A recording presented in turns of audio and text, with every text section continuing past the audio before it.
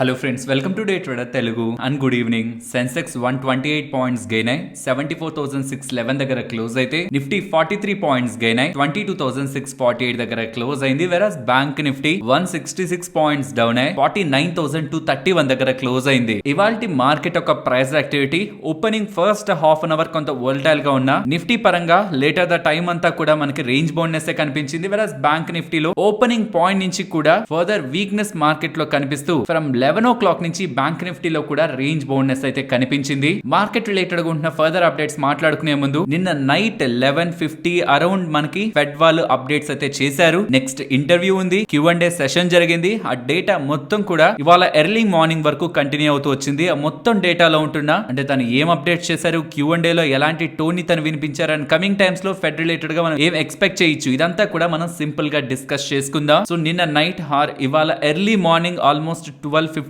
AM కి మీకు ఒక ఇమేజ్ మన టెలిగ్రామ్ ఛానల్లో ఉంటుంది. యుఎస్ ఫెడ్ రిలేటెడ్ గా సింపుల్ గా ఇమేజ్ ని మీరు గమనించారంటే ఎటువంటి చేంజెస్ కూడా యుఎస్ ఫెడ్ వాళ్ళు చేయలేదనేలా మనకి డేటా కనిపిస్తుంది. కానీ చాలా ఇంపార్టెంట్ థీమే ఉంది ఆ మీటింగ్ రిలేటెడ్ గా. ఫస్ట్ థింగ్, మార్కెట్ ఎక్స్పెక్ట్ చేసింది రీసెంట్ టైమ్స్ లో వెరీ హాట్ డేటా, ఎకానమీ అంతా స్ట్రాంగ్ గా ఉంది. ఇన్ఫ్లేషన్ ఏమో కంట్రోల్ అవ్వట్లేదు, పీసీ డేటా కానీ సిపిఐ డేటా కానీ ఏది కంట్రోల్ అవ్వట్లేదు. బట్ ఎకానమీ పరంగా వస్తున్న జాబ్లెస్ క్లెయిమ్స్ కానీ, జాబ్స్ డేటా కానీ, జీడిపి డేటా కానీ, సర్వీసెస్ డేటా కానీ, మ్యానుఫ్యాక్చరింగ్ డేటా కానీ అన్ని మార్కెట్ ఎస్టిమేట్స్ ని బీట్ చేస్తున్నాయి. సో ఒక పక్క ఎకానమీ గ్రో అవుతుంది, ఇంకో పక్క ఇన్ఫ్లేషన్ తగ్గట్లేదు. ఇలాంటి టైంలో ఖచ్చితంగా ఫెడ్ వాళ్ళు రేట్ కట్స్ గురించి కాదు, రేట్ హైక్ గురించి డిస్కస్ చేస్తారేమో అనేలా మార్కెట్ లో ఉంటున్న భయాల్ని ఫెడ్ చైర్మన్ అయిన పవెల్ గారు కంప్లీట్ గా తుడిచిపెడుతూ నేను రేట్ హైక్ చేయాలి అనుకోవట్లేదు అనేలా స్పష్టత అయితే ఇచ్చారు. రేట్ కట్స్ పైనే నేనున్నాను, రేట్ హైక్ పైన తను లేరు అనే ఒక స్పష్టత, ఆ క్లారిటీ అయితే ప్రెసెంట్ మార్కెట్ కి ఇచ్చారు. ఇది మనం పాజిటివ్ గా చూడాలి. ఇంకొక పాజిటివ్, క్వాంటిటేటివ్ టైటనింగ్ చేస్తూ వచ్చారు. అంటే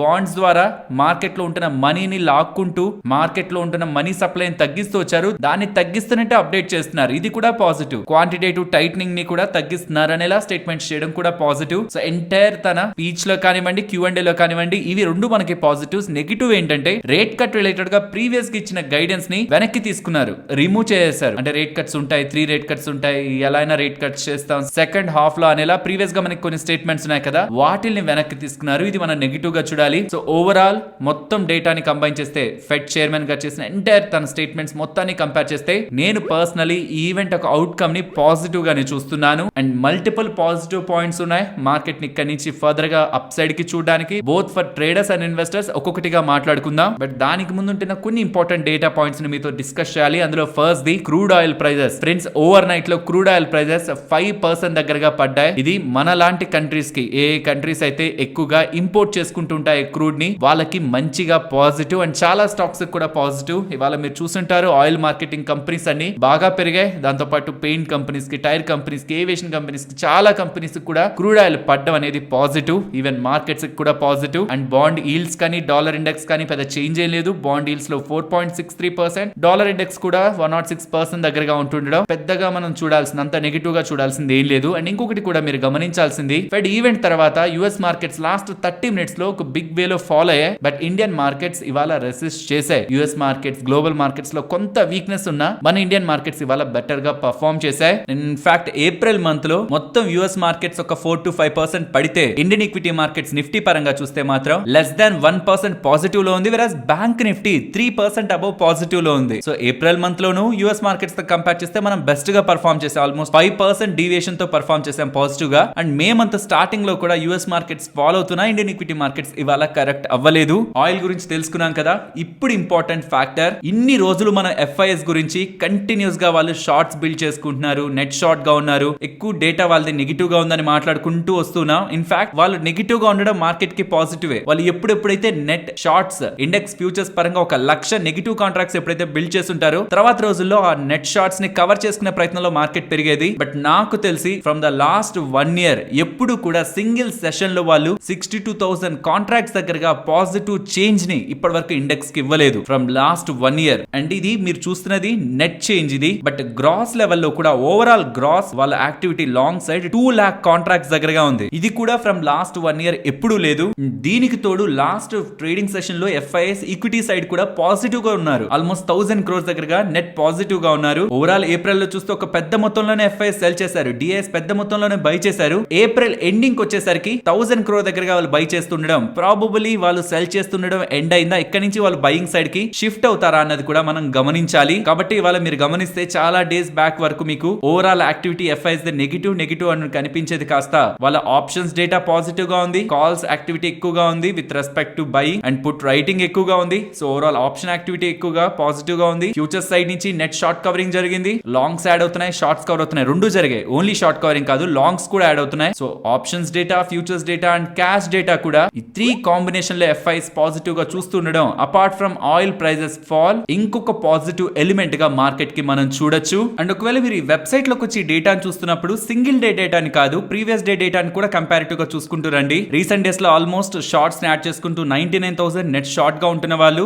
షార్ట్స్ ని కవర్ చేసుకుంటూ నెట్ 45,000 కి వచ్చారు. అండ్ ఇప్పుడు ఫర్దర్ గా లాంగ్స్ ని యాడ్ చేసుకుంటూ షార్ట్స్ అన్ని పోయాయి, లాంగ్స్ ని యాడ్ చేసుకుంటూ ఎఫ్ఐస్ నెట్ లాంగ్ వచ్చారు అన్నది మనం రిలేటివ్లీ కంపేర్ చేసుకుంటూ రావాలి. అండ్ ఈ వెబ్సైట్ లో ఈ డేటా మీరు చూడాలంటే అనాలిసిస్ దగ్గరికి వచ్చి FIDA డేటాని క్లిక్ చేశారంటే ఈ పేజ్ కి వస్తారు. అండ్ ఈ మధ్య కాలంలో అంటున్నది నెలకి 800 రూపాయలు కట్టమని వెబ్సైట్ లో చూపిస్తున్నారు, లాగిన్ అయ్యి మీరు చెప్తున్న డేటా చూడాలని అంటే అంటున్నారు. ఫ్రెండ్స్, చాలా బ్రోకర్స్ ద్వారా మీరు దీంట్లో లాగిన్ అవ్వచ్చు, బట్ కేవలం జీరోదాతో లాగిన్ అవుతున్నప్పుడు మాత్రమే ఈ అకౌంట్ మీకు ఫ్రీగా ఉంటుంది. మీ దగ్గర ఎలాగో జీరోదా అకౌంట్ ఉంటుంది కాబట్టి త్రూ జీరోదా ద్వారా అవ్వండి. ఇతర బ్రోకర్స్ ద్వారా అన్నెసరిగా నెల 800 రూపాయలు వీళ్ళకి పే చేయొద్దు. ఒకవేళ మీకు అకౌంట్ లేకపోతే, మోస్ట్లీ ఉంటుంది, ఒకవేళ లేకపోతుంటే మన ఛానల్ కి సంబంధించిన referral link description comment section లో ఉంటుంది. సో ఓవరాల్ గా ఇప్పుడు ఎన్ని పాజిటివ్స్ మాట్లాడుకున్నా, ఫెడ్ వాళ్ళ ఓవరాల్ అవుట్కమ్ పాజిటివ్ అని చెప్పాను, ఆయిల్ ప్రైజెస్ పడ్డం పాజిటివ్ అని చెప్పాను, ఎఫ్ఐఎస్ రిలేటెడ్ ఉంటున్న యాక్టివిటీ పాజిటివ్ అని చెప్పాను. ఇవి పోను జిఎస్టీ కలెక్షన్ డేటాను గమనించండి. ఏప్రిల్ నెలకు సంబంధించి ఇప్పటి వరకు ఎప్పుడైనా 2,10,000 కోట్ల దగ్గరగా జిఎస్టీ కలెక్షన్స్ అని విన్నారా? 2 లక్షల మార్క్ ఎప్పుడైనా విన్నారా జిఎస్టీ పరంగా? లేదు. For the first time highest ever GST revenue collection 2,10,000 కోట్ల దగ్గరగా గవర్నమెంట్ ఆఫ్ ఇండియా కలెక్ట్ చేసినట్టు, ఒక రికార్డు స్థాయి కలెక్షన్స్ జిఎస్టీ ద్వారా వస్తున్నట్టు కేంద్ర ప్రభుత్వం అప్డేట్ చేస్తూ ఉండడం కూడా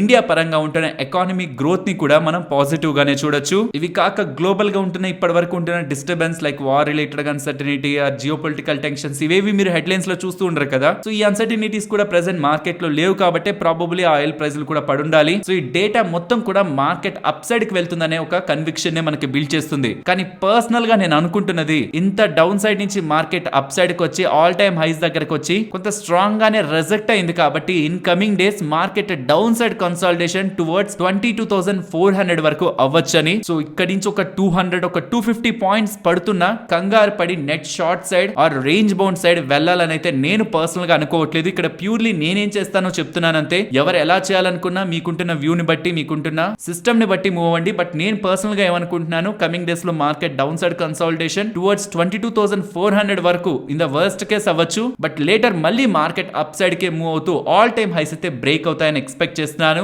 ఓవరాల్ నా వ్యూ పాజిటివ్. సో మార్కెట్ నేను వీక్ గా ఉన్నానని కొంత మ్యానిపులేట్ చేసే ప్రయత్నం టువర్డ్స్ 22,400 వరకు వచ్చిన పార్ట్ ఆఫ్ కన్సాలిడేషన్ గా చూస్తాను. మార్కెట్ పరంగా నేను నెగిటివ్ డెసిషన్ ఎప్పుడైనా తీసుకుంటానంతే. మార్కెట్ పరంగా నాకుంటున్న వ్యూని ఎప్పుడైనా చేంజ్ చేస్తానా అంటే అది 22,250 బిలో క్లోజ్ అవుతున్నప్పుడు మాత్రమే. ప్రెసెంట్ నాకుంటున్న ఎవ్రీ పాయింట్ 1-2 తప్పించి, అది with respect to price action కొంత రిజెక్షన్, అది కూడా ఆల్ టైమ్ హైస్ దగ్గర ఉంది. మల్టిపుల్ టైమ్స్ అక్కడికి వచ్చిన ప్రతిసారి డౌన్ సైడ్ కి ఎక్కువగా ఫాలో అయింది. ఈ రీజన్స్ తప్పించి, ప్రైస్ యాక్షన్ పరంగా ఉంటున్న రీజన్స్ తప్పించి ఫండమెంటల్ గా మార్కెట్ పరంగా నాకుంటున్న థీమ్స్ ఏవి కూడా మార్కెట్ కి అగైనెస్ట్ గా లేవు. కాబట్టి ఈవెన్ మార్కెట్ లో కొంత డౌన్ సైడ్ వచ్చినా సరే నేను మళ్ళీ మార్కెట్ అప్ సైడ్ కి వెళ్తూ ఆల్ టైమ్ హైస్ బ్రేక్ అవుతాయని ఎక్స్పెక్ట్ చేస్తున్నాను. అండ్ ఇది నేను పాజిటివ్ పాయింట్స్ లో యాడ్ చేయలేదు, బికాస్ ఏ పార్టీ వాళ్ళు ఆ పార్టీ వాళ్ళు గెలుస్తారనే చెప్తూ ఉంటారు. ఇన్ఫాక్ట్ మార్కెట్ కూడా బీజేపీ కొంత పాజిటివ్ గానే ఉంది. బట్ ఇది కూడా కొంత ఇంపార్టెంట్ పాయింటే. మన హోమ్ మినిస్టర్ అయిన అమిత్ షా గారు ఫస్ట్ అండ్ సెకండ్ ఫేజ్ లో యాక్చువల్లీ లో ఓటింగ్ పోల్ అయింది. 2019 తో పోలిస్తే ఒక 4% దగ్గర ఓటింగ్ తగ్గింది. సో ఓటింగ్ తగ్గుతూ ఉండడం బీజేపీకి ఏమైనా negative,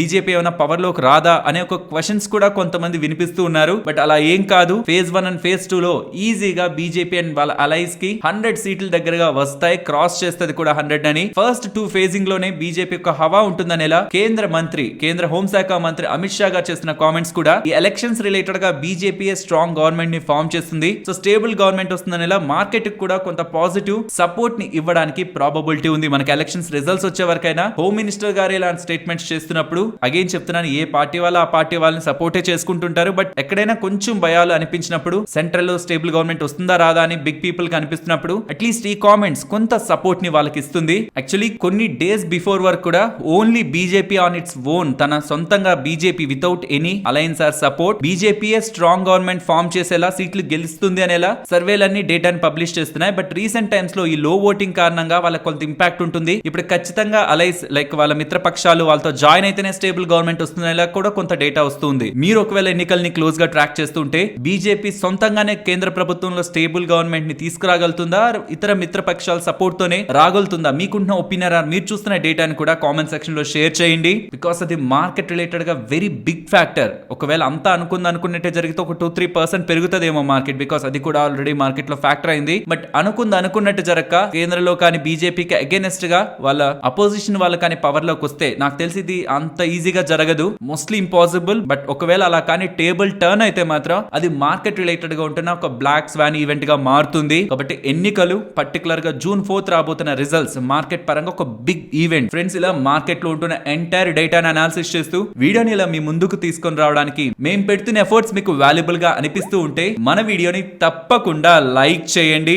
and friends, recent times లో ఎస్ఎంఈ సెగ్మెంట్ లోకి ఐపీఓగా వచ్చి ఒక భారీ ఓపెనింగ్ ని అండ్ అక్కడి నుంచి కూడా స్ట్రాంగ్ గా పెరుగుతూ వెళ్లి రికార్డ్స్ సృష్టించిన ఈ విఎఫ్ఎక్స్ లు ఉంటాయి కదా, సినిమాలో గ్రాఫిక్స్ చూపిస్తూ ఉంటారా, ఆ బిజినెస్ చేసే బేసిక్ ఫ్లై స్టూడియో వాళ్ళ గురించి మాట్లాడుకోవాలి. నెంబర్స్ ని పోస్ట్ చేశారు. ఇక్కడ నేను నెంబర్స్ ని అనాలిసిస్ చేయడానికి చెప్పట్లేదు. ఒకసారి ఈ ఇమేజ్ ని గమనించండి. ఇది వీళ్ళు కొద్ది రోజుల క్రితం పోస్ట్ చేసింది. అందులో ఎంప్లాయీ ఎక్స్పెన్సెస్ కారణంగా ఇక్కడ హైలైట్ చేసింది కదా, అది ఎంప్లాయీ ఎక్స్పెన్సెస్ అండ్ బెనిఫిట్స్ కారణంగా వీళ్ళ రెవెన్యూస్ బానే ఉన్నాయి. బట్ ఈ ఎక్స్పెన్సెస్ పెరగడం కారణంగా ప్రాఫిట్స్ ఆల్మోస్ట్ 8 crore దగ్గరగా వీళ్ళు పోస్ట్ చేశారు. ఇదేంటిది సడన్ గా 8 crore ప్రాఫిట్ ప్రీవియస్ టైం తో పోల్చిన, లాస్ట్ టైం ఆ లాస్ట్ ఇయర్ సేమ్ టైం తో కంపేర్ చేసిన ఇంత డ్రాప్ ప్రాఫిట్ లో అని మార్కెట్ ఓపెనింగ్ 20% లోయర్ సర్క్యూట్ కి స్టాక్ వెళ్ళింది. కానీ తర్వాత వాళ్ళు ఇవాళ మార్కెట్స్ కి చెప్తున్నది, ప్రీవియస్ గా మేము అప్డేట్ చేసిన దాంట్లో కొన్ని ఎర్రర్స్ ఉన్నాయి, సో వాటిని రెక్టిఫై చేస్తూ మళ్ళీ రిజల్ట్స్ ని పోస్ట్ చేస్తున్నామని ఇవాళ, ఇది బాగా అర్థం చేసుకోవాలి, May 2nd మళ్ళీ ఒక లెటర్ ని అప్డేట్ చేస్తూ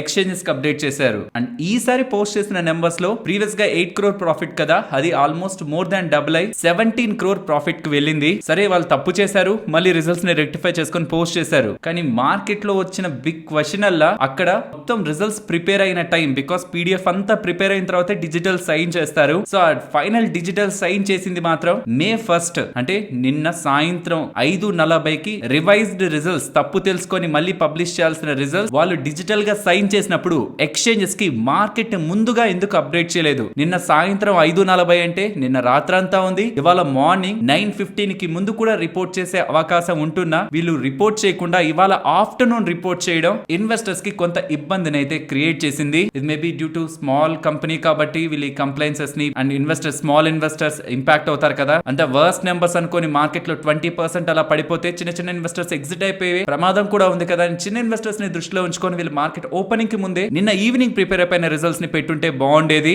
నెక్స్ట్ బిఎస్సి గురించి మాట్లాడుకోవాలి. ఫ్రెండ్స్, రీసెంట్ గా సెబీ వాళ్ళు ప్రీమియం వాల్యూ మీద కాదు, నోషనల్ వాల్యూ మీద రెగ్యులేటరీ ఫీజ్ ని క్యాలిక్యులేట్ చేయమని బిఎస్సి వాళ్ళకి చెప్పారు కదా. దీంతో వీళ్ళ రిలేటెడ్ గా ఉంటున్న ప్రాఫిటబిలిటీ పై ఇంపాక్ట్ పడుతుందనేలా ఆ పాయింట్ లో స్టాక్ ఫాల్ అయింది. అండ్ అదే పాయింట్ లో మనం డిస్కస్ చేసుకున్నాం. ఎన్ఎస్సి వాళ్ళతో కంపేర్ చేస్తే స్టిల్ బిఎస్సి వాళ్ళ ఎక్స్చేంజ్ చార్జెస్ తక్కువగా ఉంటాయి. ఆల్మోస్ట్ ఎన్ఎస్సి వాళ్ళవి 40% ఎక్కువగా ఉంటాయి. సో కాబట్టి ప్రెసెంట్ ఉంటున్న మోస్ట్ పాపులర్ ఇన్స్ట్రుమెంట్స్ అయినా పర్టికులర్ గా సెన్సెక్స్ అండ్ ఈవెన్ కొంత తక్కువ ఫేమస్ అయినా ఇందులో కూడా ఎక్కువగానే ట్రేడ్ చేస్తున్నారు ఈ మధ్య బ్యాంక్ ఎక్స్. సో ఈ సెన్సెక్స్ అలాగే బ్యాంక్ ఎక్స్ రిలేటెడ్ గా ఉంటున్న ఫ్యూచర్ అండ్ ఆప్షన్ కాంట్రాక్ట్స్ పరంగా ఉంటున్న ట్రేడింగ్ చార్జెస్ ని బిఎస్సి వాళ్ళు పెంచుతూ ఉన్నారనేలా, దీని కారణంగా బిఎస్సి కి అదనపు లాభం వస్తుంది కాబట్టి ఆటోమేటిక్ గా వీళ్ళకి ప్రాఫిటబిలిటీ పెరుగుతుంది, మార్జిన్స్ పెరుగుతాయి. కాబట్టి సెబీ రిలేటెడ్ గా ఏ ఫీ అయితే బిఎస్సి వాళ్ళ ప్రాఫిటబిలిటీని ఇంపాక్ట్ చేస్తూ వచ్చిందో దాన్ని కౌంటర్ చేయడానికి బిఎస్సి వాళ్ళు ఎక్స్చేంజ్ చార్జెస్ ని పెంచుతూ ఉండడం స్టాక్ పరంగా పాజిటివ్ అనేలా డేటా అయితే కనిపిస్తుంది. ఇది ఎలా ఉందంటే, సెబీ వాళ్ళు ఎక్కువ ఫీజ్ పే చేయమని బిఎస్సి వాళ్ళకి చెప్తే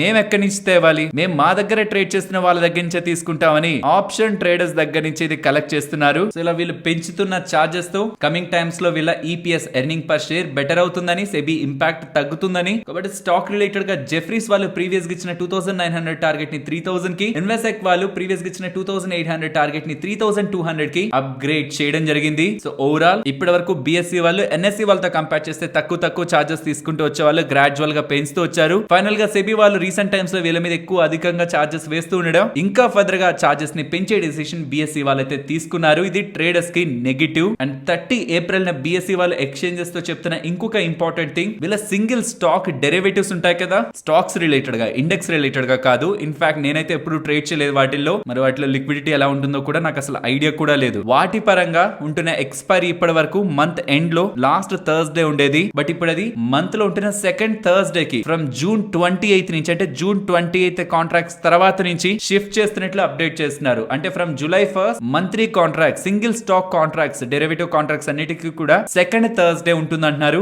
నాకు తెలిసి ఇది ట్రేడర్స్ కి రిలవెంట్ అయితే కాదు, బికాస్ ఇందులో మనం ఏం పెద్ద యాక్టివిటీ తీసుకోం కాబట్టి. నెక్స్ట్ క్రూడ్ ఆయిల్ రిలేటెడ్ గా రియాక్ట్ అయిన స్టాక్స్ గురించి మాట్లాడుకోవాలి. ఇవాళ హిందుస్థాన్ పెట్రోలియం కానీ బీపీసీఎల్ కానీ ఐఓసీ కానీ వాళ్ళ పెరగడానికి ప్రధాన కారణం ఇవి oil marketing company. So crude oil పడుతుంటే వీటికి లాభం ఉంటుంది. ఇంతకీ అసలు క్రూడ్ ఆయిల్ ఎందుకు పడింది? ఓవర్ నైట్ లో ఆల్మోస్ట్ ఒక 5% దగ్గరగా పడి లేటర్ ఒక 3% దగ్గరగా రెడ్ లో క్లోజ్ అయింది. అండ్ లాస్ట్ 1 మంత్ లో 8% దగ్గరగా పడింది. ఆల్మోస్ట్ 2 మంత్స్ లో ప్రెసెంట్ క్రూడ్ ఆయిల్ ఉంది. దీనికి ప్రధాన కారణం యుఎస్ రిలేటెడ్ గా ఉన్న ఇన్వెంటరీ డేటా 7.3 మిలియన్ ఎక్కువగా వచ్చింది, పాజిటివ్ గా వచ్చింది. యాక్చువల్లీ డెఫిసిట్ ఎక్స్పెక్ట్ చేశారు, బట్ అది ఇన్వెంటరీ పాజిటివ్ గా వస్తూ ఉండడం. అండ్ ఈవెన్ అవుట్పుట్ కూడా యుఎస్ కి సంబంధించిన క్రూడ్ అవుట్పుట్ కూడా రికార్డ్ హై లెవెల్స్ లో ఉంది. అవుట్పుట్ ఎక్కువగా ఉంది, ఇన్వెంటరీ ఎక్కువగా ఉంది, అండ్ జియో పొలిటికల్ టెన్షన్స్ తక్కువగా ఉన్నాయి. ఇన్ఫాక్ట్ లేవి మధ్య కాలంలో మనం ఏం వినట్లేదు కూడా. ఈ అన్ని ఫ్యాక్టర్స్ తో మనకి క్రూడ్ ఆయిల్ పడుతూ ఉండడం ఆయిల్ మార్కెటింగ్ కంపెనీస్ కి, పెయింట్ కంపెనీస్ కి, ఈవెన్ ఏవియేషన్ కంపెనీస్ కి కూడా ఇవాళ మీరు గమనిస్తే ఇండిగో ఆల్ టైమ్ హైస్ లో ఉంది.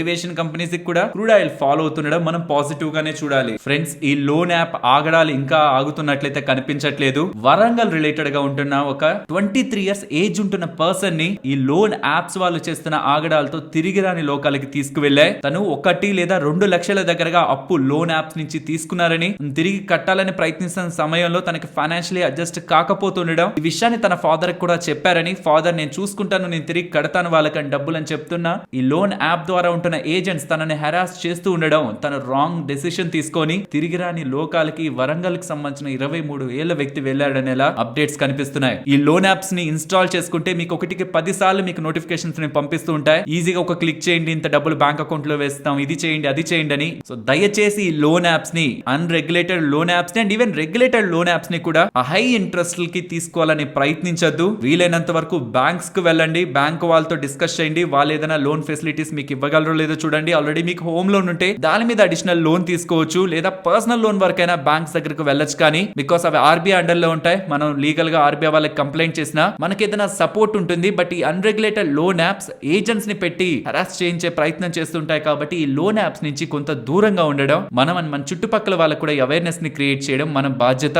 Next Kotak Mahindra bank, federal bank combination లో మాట్లాడుకుందాం. ఇక్కడ మీరు గమనిస్తే కోటాక్ మహేంద్ర బ్యాంక్ వాళ్ళు ఎక్స్చేంజెస్ కి అప్డేట్ చేస్తున్న దాని ప్రకారం April 30 అప్డేట్ చేశారు. అప్డేట్ చేస్తున్న దాని ప్రకారం కేవీఎస్ మానియన్ గారు ఈ బ్యాంక్ కి ఉంటున్న director and key managerial person లో ఉంటున్న తను ఇమీడియట్ గా రిజిగ్నేషన్ చేస్తున్నారని, తన లైఫ్ లో నెక్స్ట్ చాప్టర్ కోసం తను ఈ బ్యాంక్ ని వదిలి వెళ్తున్నారని అప్డేట్ చేశారు. మీకు గుర్తుంటే February 15th ఇక్కడ నుంచి కొన్ని నెలల క్రితం ఫెడరల్ బ్యాంక్ సిఇఓ గా కేవీఎస్ మానియన్ గారు రాబోతున్నారు. దానికి గాను కోటాక్ మహేంద్ర బ్యాంక్ నుంచి తను రిజిగ్నేషన్ చేయబోతున్నారని అప్డేట్స్ వచ్చాయి. బట్ దాని తర్వాత కోటాక్ మహేంద్ర బ్యాంక్ వాళ్ళు తన పొజిషన్ ని పెంచారు. సో పొజిషన్ ని పెంచుతున్నారంటే మోస్ట్లీ ఫెడరల్ బ్యాంక్ వెళ్లరుతానని మార్కెట్ ఎక్స్పెక్ట్ చేసింది. కానీ ఇప్పుడు కేవీఎస్ మానియన్ గారు అయితే కోటాక్ మహేంద్ర బ్యాంక్ ను విడిచి వెళుతూ నెక్స్ట్ చాప్టర్ కోసం చూస్తున్నాను అంటుండడం most probably federal bank related గా తను సిఇఓ బాధ్యతలు తీసుకుంటారనే మార్కెట్ ఎక్స్పెక్టేషన్స్ మొదలయ్యాయి. కాబట్టి ఇది ఫస్ట్ అప్డేట్ వచ్చినప్పుడు కూడా February 15th అప్పుడు కూడా ఫెడరల్ బ్యాంక్ సడన్ గా పెరిగింది, తను రారు అన్నప్పుడు పడింది. మళ్ళీ ఇప్పుడు తను వెళ్తారు అనగానే స్టాక్ లో ఇవాళ మనం పాజిటివ్ మూవ్ చూసాం. అదేంటి ఫెడరల్ బ్యాంక్ నెంబర్స్ కూడా వచ్చాయి కదా అంటే,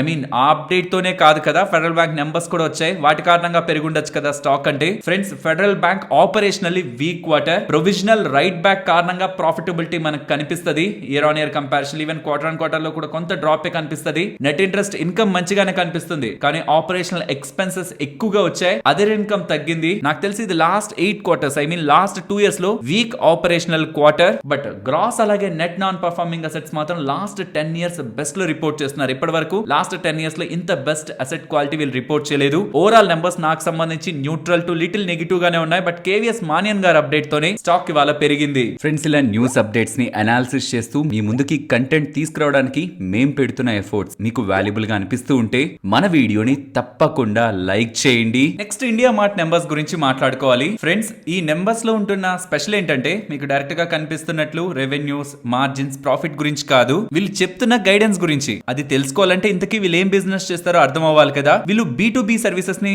అందిస్తూ ఉంటారు. చాలా పెద్ద సప్లయర్ దగ్గర నుంచి ఇంకొక హోల్సేల్ సప్లయర్, ఒక పెద్ద వాళ్ళ దగ్గర నుంచి ఇంకొంత పెద్ద వాళ్ళు ఎవరైతే రీటైల్ కి అమ్ముతుంటారో వీళ్ళ మధ్యలో బిజినెస్ టు బిజినెస్ మధ్యలో ప్లాట్ఫామ్ గా వ్యవహరిస్తుంటారు. వెరస్ ఫ్లిప్కార్ట్ ఫ్లిప్కార్ట్, అమెజాన్ ఏం చేస్తుంటాయి, సెల్లర్ కి రీటైల్ బయర్ కి మధ్యలో ఒక ప్లాట్ఫామ్ గా వ్యవహరిస్తుంటాయి. బట్ వీళ్ళు అలా కాదు, పెద్ద సెల్లర్ కి ఇంకొంత చిన్న సెల్లర్ కి మధ్యలో ప్లాట్ఫామ్ గా వ్యవహరిస్తుంటారు. వీళ్ళు ఏం చేశారంటే లాస్ట్ 1 year లో వీళ్ళ రిలేటెడ్ గా ప్లాట్ఫామ్ లో సైన్ అప్ అవడానికి, వాళ్ళ ప్రొడక్ట్స్ ని లిస్ట్ చేయడానికి పెయిడ్ సబ్స్క్రిప్షన్ పెట్టారు. ఆ పెయిడ్ సబ్స్క్రిప్షన్ ప్రైజెస్ ని పెంచారు. దీంతో number of paid subscribers and collection data తగ్గుతూ వచ్చింది. కానీ for the first time Q3 FY24 లో 1826 దగ్గరగా పెయిడ్ సబ్స్క్రైబర్స్ యాడ్ అవుతుంటే ఈసారి 2683 దగ్గరగా పెయిడ్ సబ్స్క్రైబర్స్ యాడ్ అయ్యారు. అండ్ వీళ్ళు చేసిన interesting comment, by Q2 FY25 నాటికి ఇంకొన్ని క్వార్టర్స్ లో 5,000 to 6,000 పెయిడ్ సబ్స్క్రైబర్స్ ని ప్రతి క్వార్టర్ పట్టుకొస్తానంటున్నారు. అది మరి ఎలాగో చూడాలి, కానీ ఆ స్టేట్మెంట్ అయితే చాలా బిగ్ స్టేట్మెంట్. అండ్ ఇంతలా పెయిడ్ సబ్స్క్రైబర్స్ వస్తుంటే ఆటోమేటిక్ గా కలెక్షన్ గ్రోత్ కూడా ఉంటుంది. అది 20% తో పెరుగుతుందని చెప్తున్నారు. Number of paid subscribers and collection growth related గా స్ట్రాంగ్ కామెంట్స్ వీల్ చేస్తూ ఉండడం ఇవాళ స్టాక్ పెరిగింది. అండ్ గుర్తుంచుకోవాలి, లాస్ట్ 1 year లో ఈ స్టాక్ ఏం పెద్ద పెరగలేదు, 1% దగ్గరగా పెరిగినట్లుంది అంతే, because of this data, week data. But ఇప్పుడు డేటా మారుతుంది, ట్రెండ్ చేంజ్ అవుతుంది అంటుండడం. పర్సనలీ ఒకవేళ ఇలాంటి డేటాని కానీ వాళ్ళు నిజంగా తీసుకురాగలిగితే మేనేజ్మెంట్, ఇక్కడ నుంచి కూడా స్టాక్ కి మనం ఒక గుడ్ అప్ సైడ్ మూవ్ ని ఎక్స్పెక్ట్ చేయొచ్చు. ఎవరైనా ఇంట్రెస్టింగ్ గా లాస్ట్ 1 year లో పెరగకుండా ఇప్పుడు ఒక చేంజ్ వస్తూ స్టాక్ పెరుగుతుంది అని ఏదైనా ఎలిమెంట్స్ మేనేజ్మెంట్ చెప్పే ఎలిమెంట్స్ ని ట్రాక్ చేయాలనుకుంటున్న వాళ్ళు, ఐ థింక్ ఇండియా మార్ట్ అలాంటి స్టేట్మెంట్స్ చేశారు. ఇఫ్ నిజంగా వాళ్ళు చెప్తున్న చేంజ్ ని తీసుకొస్తుంటే మాత్రం అది కంపెనీ పరంగా గుడ్ గ్రోత్ గా వ్యవహరిస్తుంది. నెక్స్ట్ చోళమండలం ఇన్వెస్ట్మెంట్ వాళ్ళ నెంబర్స్ మీకు ఇక్కడ స్క్రీన్ పైన కనిపిస్తుంటాయి. వీళ్ళ నెట్ ఇంట్రెస్ట్ ఇన్కమ్ కానీ, నెట్ ఇంట్రెస్ట్ మార్జిన్స్ కానీ, అసెట్ క్వాలిటీ కానీ, ఏయుఎం గ్రోత్ కానీ, ఇవన్నీ కూడా వీళ్ళు స్ట్రాంగ్ గా రిపోర్ట్ చేస్తున్నారు. ఓవరాల్ వీళ్ళ నెంబర్స్ మార్కెట్ ఎస్టిమేట్స్ కంటే అబోవ్ ఉంటున్నాయి. Next transmission and distribution related గా కావాల్సిన స్ట్రక్చర్స్ ఉంటాయి కదా, వాటిని మ్యానుఫాక్చరింగ్ చేసే business loan and pipes and fittings related గా బిజినెస్ చేసే స్కిప్పర్ వాళ్ళ నెంబర్స్ వచ్చాయి. నెంబర్స్ మీకు స్క్రీన్ పైన కనిపిస్తుంటాయి. What revenue growth, strong sales ఉన్నాయి, మార్జిన్స్ లోను స్టెబిలిటీ ఉంది. దీంతో నెట్ ప్రాఫిట్ కూడా బెటర్ గానే వీళ్ళు పోస్ట్ చేశారు. ఓవరాల్ నెంబర్స్ బాగున్నాయి. నెక్స్ట్ ప్రివీ స్పెషాలిటీ కెమికల్స్ గురించి మాట్లాడుకోవాలి. కెమికల్ కంపెనీస్ లో పర్టికులర్ గా స్పెషాలిటీ కెమికల్ కంపెనీస్ లో టర్న్ అరౌండ్ మనకు క్లియర్ గా కనిపిస్తుంది. Quarter on quarter and year on year తో అయితే completely beat out. Quarter on quarter comparison తో కూడా strong growth Privi speciality chemicals వాళ్ళు రిపోర్ట్ చేశారు. ఆ డేటా మీకు స్క్రీన్ పైన కనిపిస్తూ ఉంటుంది. And KPR mills numbers quarter on quarter లో చూస్తే రెవెన్యూలో గ్రోత్ ఉంటుంది, మార్జిన్ లో ఫాల్ ఉంటుంది. రెండింటిని ఈక్వేట్ చేస్తే ప్రాఫిటబిలిటీలో గ్రోత్ ఉంటుంది. ఇయర్ ఆన్ ఇయర్ లో రెవెన్యూలో డ్రాప్ ఉంటున్నా మార్జిన్స్ పెరుగుతాయి, దాంతో కూడా ప్రాఫిటబిలిటీ మనకి పెరిగినట్లు కనిపిస్తుంది. Overall KPR mills numbers quarter on quarter and year on year comparison లో బెటర్ గానే వచ్చాయి. బ్లూ స్టార్ ఇక చెప్పాల్సింది ఏం లేదు, వెరీ స్ట్రాంగ్ నెంబర్స్. ఏంటి very strong numbers? Year on year comparison లో ప్రాఫిటబిలిటీ తగ్గింది కదా అంటే friends, last year same point లో వీళ్ళకి ఒక ఎక్సెప్షనల్ ఐటమ్ ఉంది. అది తీసి చూస్తే అప్పుడు కంపేర్ చేస్తే మనకి ఇప్పుడు వస్తున్న నెంబర్స్ స్ట్రాంగ్ నెంబర్స్ గా కనిపిస్తాయి. బికాస్ రెవెన్యూ 26% పెరుగుతూ సేమ్ మార్జిన్స్ మెయింటైన్ అవుతున్నప్పుడు ప్రాఫిటబిలిటీ కూడా పెరగాలి కదా. కానీ లాస్ట్ టైం ఒక ఎక్సెప్షనల్ ఐటమ్ ఉంది, దాని కారణంగా నెట్ ప్రాఫిట్స్ తగ్గినట్లు కనిపిస్తుంది. కానీ వెరీ స్ట్రాంగ్ నెంబర్స్ ని బ్లూ స్టార్ వాళ్ళు రిపోర్ట్ చేస్తున్నారు. నెక్స్ట్ నెట్ వెబ్ టెక్నాలజీస్ ఒక నెంబర్స్ గురించి మాట్లాడుకోవాలి. Numbers on quarter and year on year comparison లో స్ట్రాంగ్ గా గ్రో అయ్యాయి. బట్ ఇక్కడ గుర్తుంచుకోవాల్సిన 2 ఇంపార్టెంట్ ఆస్పెక్ట్స్. ఒకటి, FY23 లో ఎండింగ్ పాయింట్ కి మీరు చూస్తే వాళ్ళ ఆర్డర్ బుక్ 71 crores ఉంది, బట్ ఇప్పుడు 411 crores ఉంది. With respect to orders, just ఒక్క ఫైనాన్షియల్ ఇయర్ లో ఇంతలా గ్రో చేసుకోగలగడం కంపెనీ పరంగా మనం స్ట్రాంగ్ పాజిటివ్ గా చూడాలి. అండ్ దాంతో పాటు వీళ్ళ బిజినెస్ ని మీకు ఈవెన్ మన ఛానల్లో కూడా అనాలిసిస్ వీడియో ఉంటుంది. ఆల్మోస్ట్ 500 దగ్గరగా వీళ్ళ ఐపీఓ ప్రైస్ తో మార్కెట్ లో వచ్చారు. ఆ టైంలో వీళ్ళ ఏఐ సిస్టమ్స్ రిలేటెడ్ గా రెవెన్యూస్ FY23 రిలేటెడ్ గా ఎండింగ్ కి చూస్తే ఆల్మోస్ట్ 7% దగ్గరగా మాత్రమే కాంట్రిబ్యూషన్ ఉంది, బట్ అది ఇప్పుడు పెరిగి 11% అయింది. హై మార్జిన్స్ ఇస్తున్న బిజినెస్ రిలేటెడ్ గా రెవెన్యూ, పర్సంటేజ్ ఆఫ్ షేరింగ్ పెరుగుతూ ఉండడం,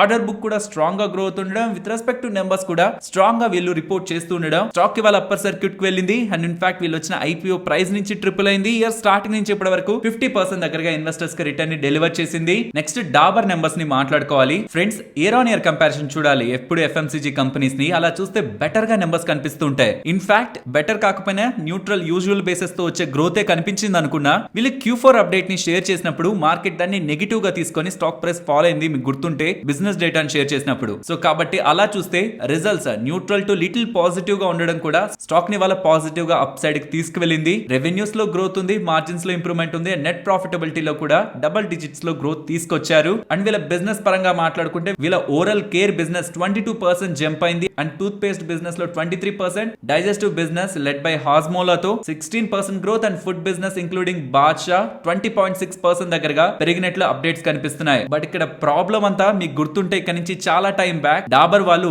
బాద్షా మసాలాలో సిగ్నిఫికెంట్ స్టేక్ ని అక్వైర్ చేశారు కదా, ఆల్మోస్ట్ 51% స్టేక్ ని. ఇప్పుడు మార్కెట్ లో వస్తున్న స్పెక్యులేషన్ ప్రకారం ఇండియన్ ఫుడ్ సేఫ్టీ వాళ్ళు చాలా వరకు స్పైసెస్ అండ్ ఈ మసాలాలు అమ్ముతున్న కంపెనీస్ లో తనిఖీలు చేస్తున్నారని, అందులో భాగంగా బాద్షా మసాలా రిలేటెడ్ గా కూడా తనిఖీలు జరుగుతున్నాయని అప్డేట్స్ అయితే చేస్తున్నారు. సో అందులో ఏం నెగిటివ్ లేదు స్టిల్, బట్ ఈ మసాలా కంపెనీస్ రిలేటెడ్ గా వాళ్ళు వేస్తున్న ఇంగ్రీడియంట్స్ ప్రజల హెల్త్ కి హానికరంగా ఉన్నాయని ఎలా మార్కెట్ లో స్పెక్యులేషన్ ఉంది. కాబట్టి ఇఫ్ ఇన్ కేస్ దీని రిలేటెడ్ గా ఏదైనా నెగిటివ్ టర్న్ అరౌండ్ కనిపిస్తే, ప్రెజెంట్ చేస్తున్న ఇన్వెస్టిగేషన్ ఏదైనా నెగిటివ్ తెలిస్తే డాబర్ కి నెగిటివ్ అవుతుందని ఎలా ఫైనాన్షియల్ ప్లాట్ఫామ్స్ లో డేటా కనిపిస్తుంది. బట్ అవుట్కమ్ రాకుండా మనం ముందుగానే ఎలా జడ్జ్ చేయగలం. బట్ ఇలాంటిది కూడా ఒకటి ఆన్ గోయింగ్ గా జరుగుతుందన్న విషయాన్ని కూడా మనం గుర్తుంచుకోవాలి. And next telecom and solar ఇండస్ట్రీలో ఉంటున్న కంపెనీస్ కి ఈపీసీ బిజినెస్ ని అండ్ ఆపరేషనల్ మెయింటెనెన్స్ బిజినెస్ ని అందించే బోండాడా ఇంజనీరింగ్ వాళ్ళు నెంబర్స్ ని పోస్ట్ చేశారు. లాస్ట్ క్వార్టర్ తో కంపేర్ చేస్తే ఆల్మోస్ట్ రెవెన్యూస్ డబుల్ అవుతున్నాయి. లాస్ట్ ఇయర్ తో కంపేర్ చేస్తున్న strong revenue growth, margin expansion, దీంతో ప్రాఫిటబిలిటీ కూడా year on year and quarter comparison లో స్ట్రాంగ్ గా గ్రో అయింది. Strong numbers, even balance sheet side కూడా స్ట్రాంగ్ క్యాష్ ఫ్లోస్ ని వీళ్ళు జనరేట్ చేస్తుండడం స్టాక్ పరంగా మనం పాజిటివ్ గా తీసుకోవచ్చు.